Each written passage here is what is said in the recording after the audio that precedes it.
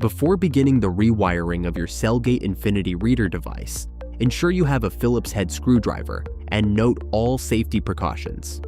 It's crucial to disconnect power before starting any rewiring work. You'll be working with the existing 5-pin cable system, so familiarize yourself with the wire configuration before proceeding. Having a multimeter on hand is recommended to verify connections. Carefully remove the existing device from the wall and disconnect the wires one at a time, ensuring they remain accessible for the new installation.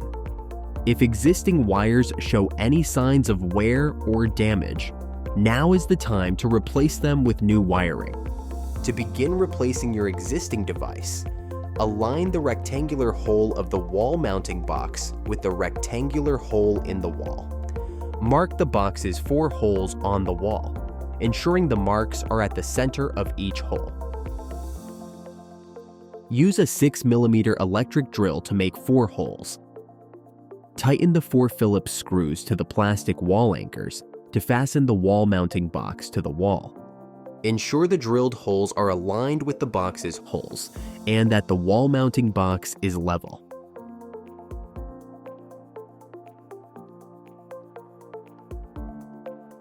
Wall mounting installation is complete. For device mounting, begin by feeding all wires through the mounting box hole. Connect the wires according to the following color code: red for 12-volt DC power, black for power ground, gray for Wiegand ground, green for Wiegand data 0, and white for Wiegand data 1. To mount the Infinity Reader unit, align the device with the mounting box, hook the top of the device onto the mounting box, and gently lower the device into position.